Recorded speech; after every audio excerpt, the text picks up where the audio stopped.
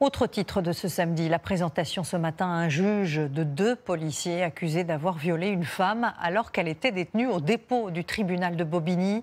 Les agents reconnaissent une relation sexuelle consentie, mais l'un d'eux a filmé la scène et l'on se demande comment ces agissements ont pu avoir lieu dans un tel contexte. Sylvain Milenvois et Marie Belot. Que s'est-il passé dans les sous-sols du tribunal de Bobigny, dans la nuit du mardi 28 octobre ?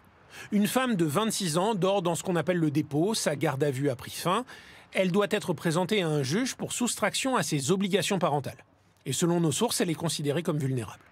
Le lendemain, cette femme affirme avoir été violée à 2 reprises par 2 fonctionnaires. L'un est âgé de 23 ans, l'autre de 35 ans, présenté comme peu expérimenté, un gardien de la paix stagiaire et un gardien de la paix. Des profils qui ne surprennent pas cet avocat habitué des sous-sols du tribunal de Bobigny, où il croise des policiers qui sont à la fois inexpérimentés, qui sont surtout en sous-effectif. Les avocats dénoncent depuis de nombreuses années les conditions dans lesquelles nos clients sont détenus dans ces geôles du tribunal judiciaire de Bobigny. Des cellules présentées comme indignes dans le dernier rapport du contrôleur des prisons en 2021. En garde à vue, les 2 policiers ont reconnu y avoir eu des relations sexuelles avec la plaignante, mais affirment qu'elle était consentante.